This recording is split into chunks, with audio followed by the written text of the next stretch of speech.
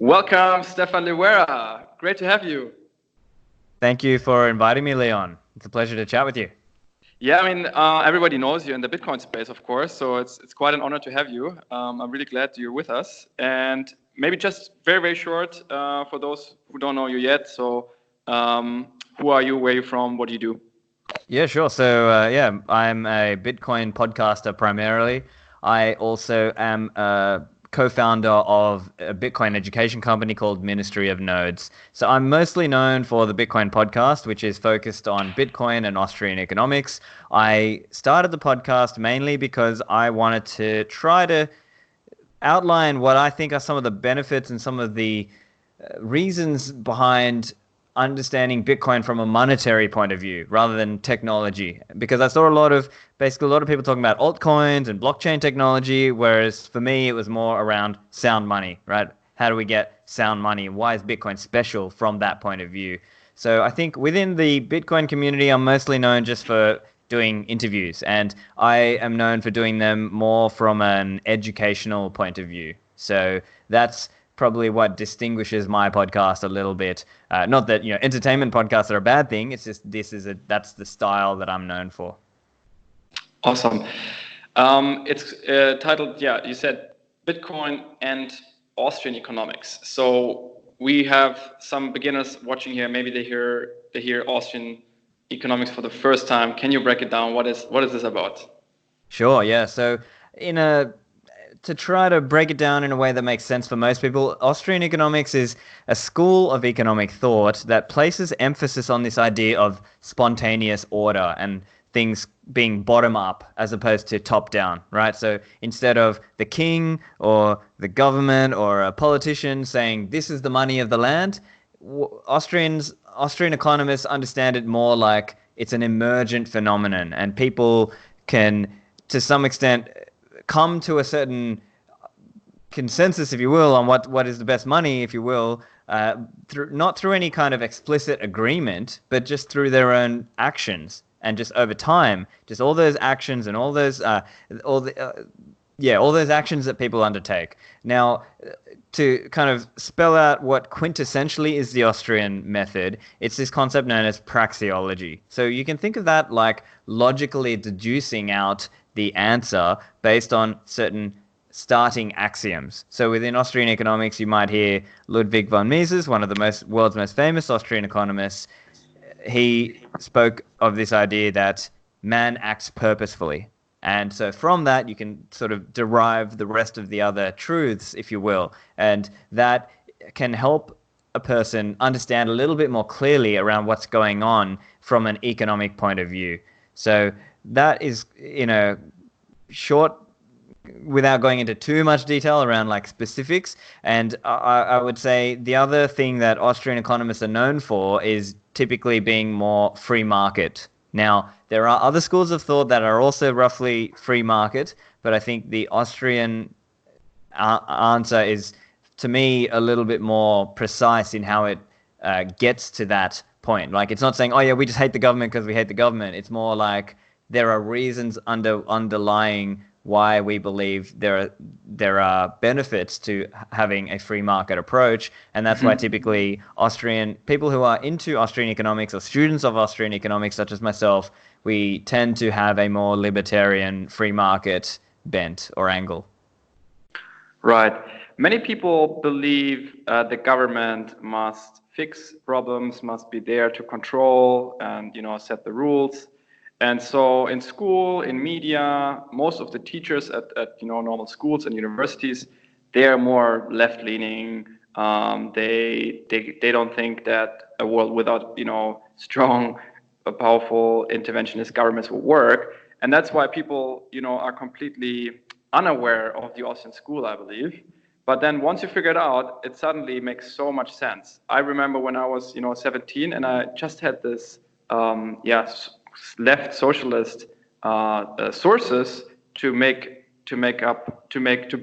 a worldview, and it didn't make sense, right? And then I discovered the Austrian school, and suddenly it made so much sense, all the things that were going on. How do you describe like your awakening before and after learning about proper economics and like seeing the world from a different perspective? Great question. Now, for me, it was a gradual thing. I was hanging out on IRC, Internet Relay Chat, and I was about 14 or 15 years old, and there was an Oz Politics channel. And I would hang out in there every now and again, and this guy kept posting Mises daily articles, right? So Mises.org is one of the best places to learn Austrian economics, and he kept linking to some of the daily articles there, and slowly but surely over time, I slowly started to understand that a little bit further. And at the time, I was also studying economics at high school and then some economics classes at university. And always, by the time I got to say 16 or 17, I was a libertarian and coming more from an Austrian school. And then, yeah, basically by the time I was sort of 18 or 19, I was like really into Austrian economics. And so it's just been a long time sort of passion or study of mine. And so then for me, that was why I was very amenable to this idea of Bitcoin, this money that's outside the state.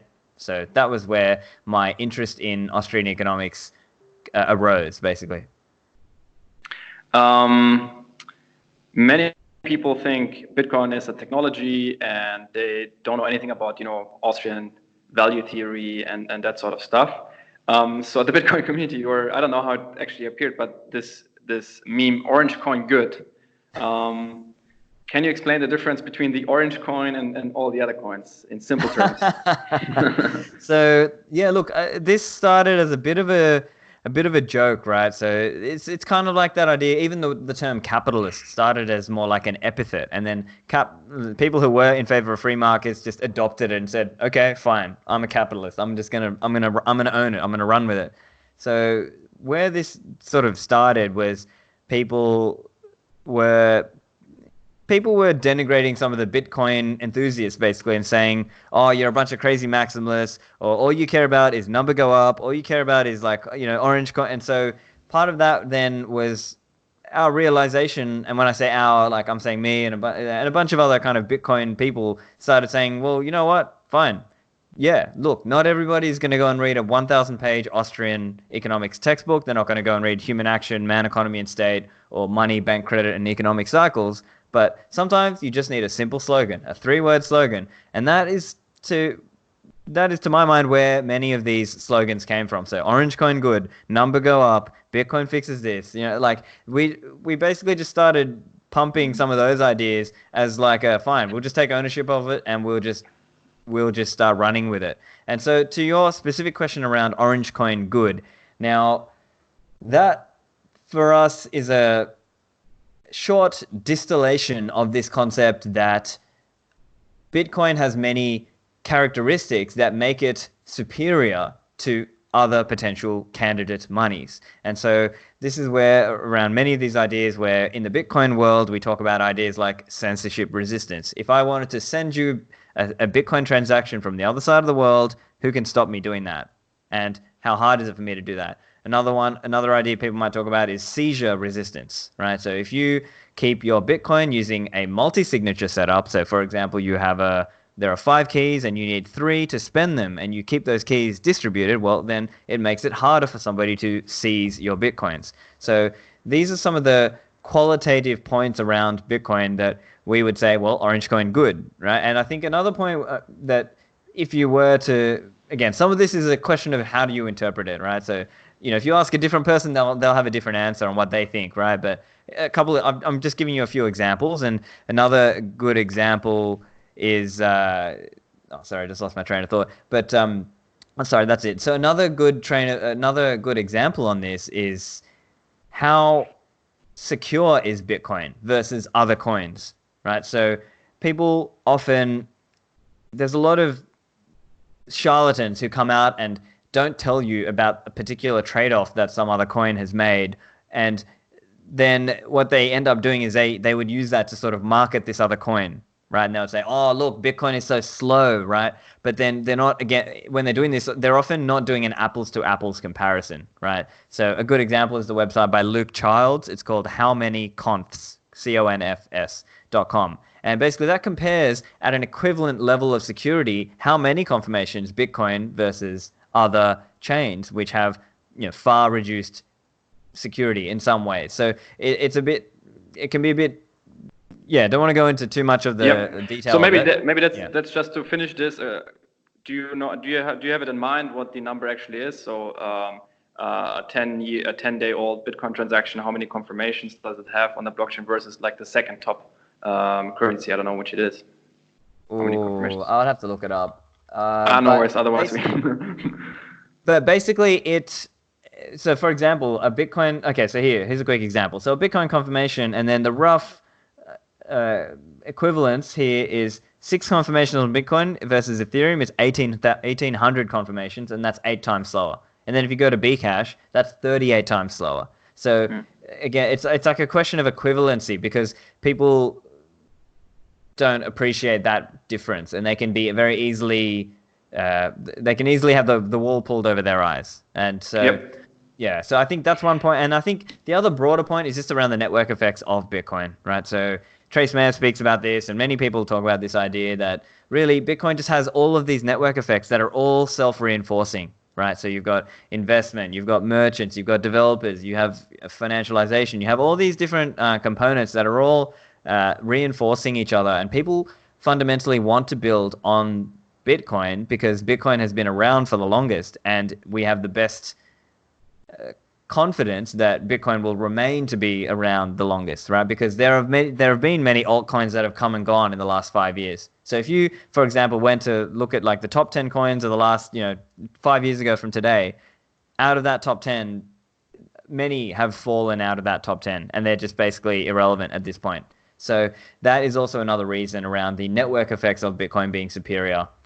And I think another point actually just came to my mind now is also this concept of essentially Bitcoin defunding the government.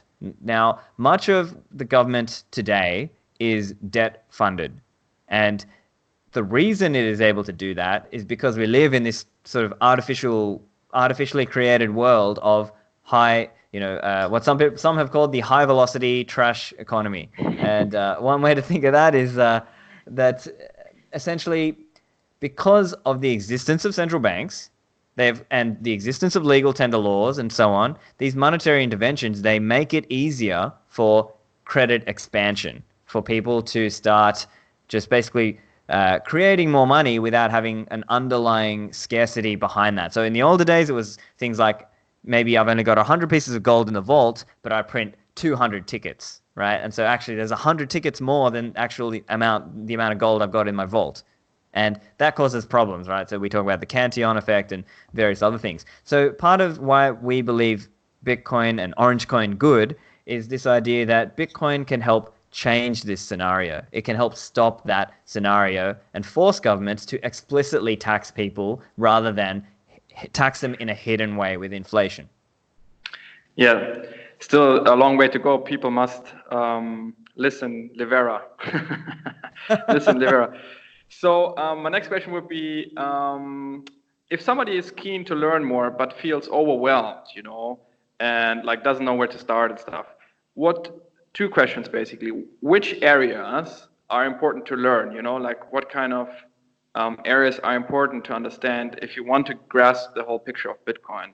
And economics, a bit of technology, right? Like the main areas. But then also, what does somebody have to bring?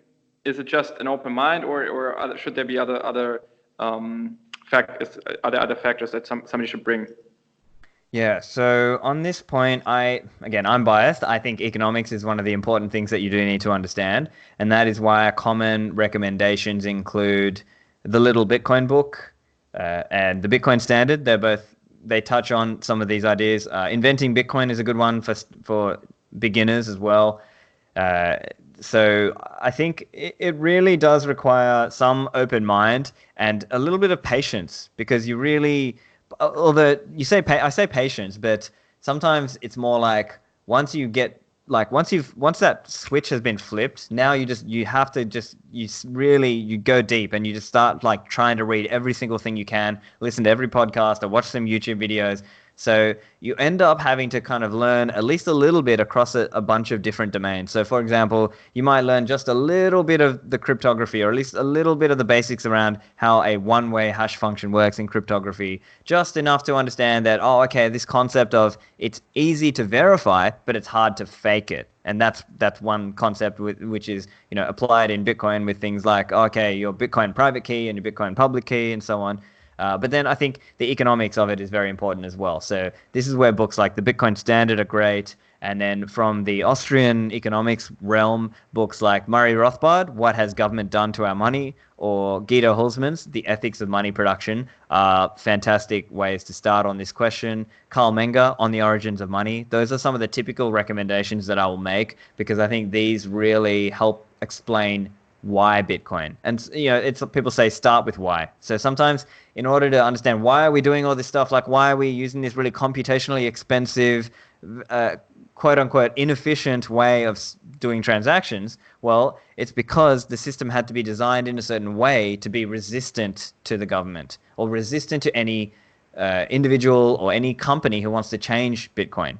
So that's why Bitcoin had to be set up in that way. And this is kind of the only way it could have worked. And so that's why, and then you sort of start to dig a little bit deeper into, okay, why is there proof of work? Why is that, in some sense, it looks inefficient, but viewed in another way, it is the efficient way to secure Bitcoin, if you consider that we need this network to work in a distributed way where people don't necessarily trust each other. And how can you do that? How can you set up the system? How can you architect it in such a way that they can have surety over the Bitcoins that they have received, or that the total supply of Bitcoin is, as they believe it to be, less than 21 million, etc.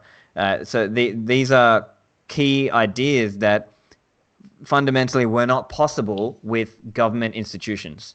And sadly, that if you look in history, that was just historically what happened. Governments and kings and so on, when they got this power, they abused it. And it's not to say any individual is like a bad person. It's more just to say we can't expect people to be better than their own incentives. And so it's sort of like to use a silly analogy, it's sort of like a Lord of the Rings idea. Like we need to destroy this ring. We need nobody to have this power, because if somebody has the power, they'll abuse it. Great. You have now produced 130 episodes, which is quite impressive. Probably more to go. Can you describe a bit your journey, like from the very first episode to now? I mean, you must be really, really immersed with your body and mind. Like your cells, are crammed full with Austrian economics and Bitcoin knowledge. Like, what happened basically? Like, how did you develop? Great question. So, I mean, for me, so initially I started the podcast because there were few resources or podcast level resources that I saw that to me, my sense of it was like, hey, this is the blind leading the blind out here. I'm going to try and change this, right? So I took some of the knowledge that I had built up from years and years of reading Austrian economics and reading about Bitcoin, and thought, well, okay, I'll do an interview show, and I'll interview some of the top people that I can get on the show. And that very quickly jumped up. I think what happened is, at the time that I started, there really wasn't a lot of high quality material out there. So there was a lot of trash material out there, but there wasn't a lot of high quality material. And nowadays we're starting to see more high quality material come out, but it's, that sort of year and a half ago, in terms of podcasts, there was just a lot of, just fluff, and just, or there were some podcasts where you might get interesting information, but it wasn't sort of consistently information the whole way through. And so that's probably the thing that I did, is that I really structured the interviews and I really structured the conversations to deliver really high signal to noise ratio.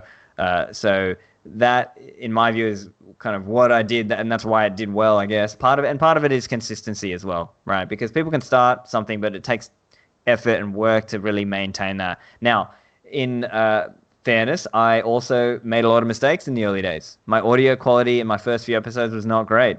My production values were not that great. My website was not that great in those days. It took some time for me to figure these things out. and I improved the audio. I got better, I got a better theme song, and I started to have a bit more of a rhythm and a style, and the way that I would interview was perhaps a little bit more wooden in the early days because I was not as experienced in being an interviewer. Whereas now, 130 episodes deep, I've got a reasonable level of practice being an interviewer. So I think that is an area where I have improved and honed my craft as a podcaster. Awesome. One short question is, why do you think we're so many Austrian economists a bit hesitant to adopt and learn about Bitcoin? Yeah, so this is a interesting one as well, because there were some within the Austrian community, most famously around 2000 and maybe 10 or 2011, there was a gentleman named Nielsio, Nielsio, and he was one of the people back then prominently telling people, oh no, Bitcoin won't work because the regression theorem, right? So there were certain confusions around certain concepts within Austrian economics that led some people astray. So fundamentally, they got confused about certain ideas. And nowadays, as we record this now, December 2019, today, even still, there are people like Peter Schiff who get caught up on some of these ideas of, oh, but Bitcoin doesn't have intrinsic value, which is ironic considering he identifies and calls himself an Austrian economist and yet is not appreciative of the subjective value of nature, or subjective value of goods in general, right? Whether that's a monetary good or not. Now, those confusions led some Austrians astray. Now, there are others who believe in sort of more like an inflationary thing, or there are others who commit what I call a category error. There are some who think of it like, oh, it should just be like fintech. It should just be like cheap and fast payments. But again, that's not, in our view, understanding exactly what's going on here. So what's going on is a confusion between medium of exchange and method of payment. And so they're different things. So a quick example, I might use PayPal to pay you, but PayPal is not the medium of exchange. In that example, PayPal would be the method of payment, and I might pay you US dollars or Australian dollars, and that would be the medium of exchange. And so the confusing thing here is Bitcoin is both, right? It has a payment, payments network, or some might term it more something closer to a settlement network, but there is also a token, and the token is also called Bitcoin. So that can be confusing for beginners, Bitcoin beginners. So the way to think through that is to think a little bit more clearly around what exactly does medium of exchange mean, and what are the characteristics. You have to reflect a little bit more deeply into what makes a good money. And once you start exploring some of these questions and things like what is a harder money, why would we think that, okay, maybe there's a reason why people would we might speculate on this idea of future further adoption on Bitcoin. Now, some people would say speculation is a bad term. I think of it like it's neutral, right? Speculation actually can have a positive role for the economy, right? People need to speculate on whatever commodity prices and so on, because that helps bring everything else into whack, and it helps people allocate their resources in a way that serves consumer demands and consumer wants, desires better. And so in the case of money, it's how do you assess that money? Well, it's around that idea. So referring back to Carl Menger in his book or essay on the origins of money, he talks about this idea of salableness. What is the most marketable money, right? And why would we think, those goods that were best at transporting value through time and space? And so that is the typical argument that what I call a Bitcoin Austrian would make. So this is guys like Safdien, Pierre Rochard, Michael Goldstein, and Jimmy Song, and others. Yeah, I think for those who are still confused, it's recommended to listen to a couple of episodes of Stephan Livera podcast. And you're actually not just a great interviewer, but also an interviewee, right? Of course, I mean, soaking up so much knowledge, it needs to get out at some point. Look, we're out Thank of time. Thank you, very flattering. I have 10 last questions, and the concept of of our conference also, like, to gamify it a little bit because it's online. So we play a little game, and I have 10 questions, and you have like only one sentence basically. Okay. There's no time pressure, so you can, think about a good answer. So first would be, who would you like to interview next, or like maybe somebody big that you would like to interview? Hans Hermann Hoppe. He is one of the greatest living libertarians today in the Austrian tradition. I think he would be, really high up on my, on my interview list, let's say. How toxic are Bitcoin maximalists? uh, very very toxic. They are very they're like white blood cells. They're there to try and defend. How kind, loving, and friendly are Bitcoin maximalists? They're also very kind and friendly and loving. I think it's a question of how open and honest and yeah. I guess I don't really have a lot to add, but my Fair. experience has been really good. What would you ask Jamie Dimon? I would say, look, your daughter already holds some Bitcoin. When are you going to get in? What's been your favorite episode of your own podcast? Oh, this is a tough one for me to answer. I think You can mention a few also. Yeah, I think episode 51 with Guido Hulsmann, one of my favorite Austrian economists and the author of The Ethics of Money Production, which I think to me was very special because I have read and watched a lot of his talks, and for me to interview him personally was very special for me. So probably episode 51. Yeah, also he has a great personality, like really kind and calm, right, and uplifting though. So it's really good to hear. How do you prepare personally for an episode, actually? I basically try to look at all the work or the key works that that person has done, whether that is articles or books or talks, and try to assess where will they have the most to offer as an interviewee for my listeners. How deep goes the Bitcoin rabbit hole? I haven't seen the bottom of it yet. I think it's like a tunnel. It's like a network of tunnels, not just one tunnel. A big question is always like sponsors. You shouldn't work with unethical, scammy companies, and some even go so far you shouldn't work with rent-seeking business at all, right? How do you select ethical sponsors? So, yeah, look, it is a difficult one, but I think ultimately you have to try to choose reputable companies who are fundamentally adding to the Bitcoin space, and ideally, if they are doing things that help Bitcoin, then I think that's where I typically can work with them. I do often get a lot of requests from, let's say, less than ethical companies, and I just have to knock them back, right? So basically, it's just a process of trying to understand: do I think this company is coming to Bitcoin with an overall good approach? They're not necessarily going to be perfect because I think as companies get larger, there will be things that you disagree with about what they do, and that doesn't mean you can't take them on as a sponsor, but you have to. It's like when you assess a person, you assess them in their totality. Same thing with a company. What's the number one thing that makes you optimistic and confident about Bitcoin to succeed? I think it will just be at a root cause level, it's the continued behavior of governments with legal tender laws, capital controls, AML, financial surveillance. All of these things fundamentally will push people into the waiting arms of Bitcoin. Mm-hmm. What do you expect to happen in general next year, 2020, both price but also developments, industry, all of that?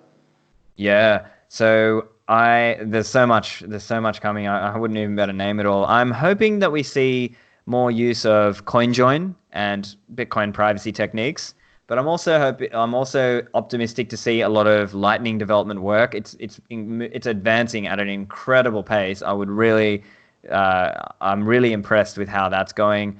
I would like to see hardware wallet interface in Bitcoin Core at some point next year, if possible. And I am hopeful that we get some good progress towards having Schnorr Taproot, the soft fork, come into Bitcoin from a development point of view. And I believe from an overall market point of view, again, I don't have a crystal ball, but my view is towards the end of next year is when we'll start to see things get a little bit more heated in terms of adoption and price and so on. But again, I'm not a trader or anything like that, so I don't really pretend to have any insight price-wise. Great. So final statement. Some encouraging words. Why do you think it's still worth for someone, especially younger people, to learn about Bitcoin? Great question. My answer is if you understand more about Bitcoin and you are fundamentally bullish on Bitcoin, it only makes sense for you to try and learn more deeply about the economics and the technology of Bitcoin. Reason being, you want to be ahead of the curve, and you want to be cognizant of how to use Bitcoin, how to do it securely. You want to understand some of the concepts around privacy. You want to understand some of the technology. You want to understand some of the economics of it, because that will place you in a better position for your career going forward. Because sometimes it's like you want to be right out on the frontier, because the frontier is where you are not stuck in a typical hierarchy in a typical company where you're just sort of running the typical rat race. When you come to the frontier of Bitcoin and you're building in this grand project, you feel like you're part of something bigger, and you can actually make a name for yourself and achieve things that would not be possible if you tried the traditional career path. So that's my case. Only maybe some toxic maximalists will measure your KPI at the end. Stephan, it has been such a big pleasure. Thank you very, very much. And for more episodes to come, I wish you all the best. Thank you very much for hosting me, Leon, and you've been a great host. Thanks. I appreciate it. Have a great day or good night to Australia.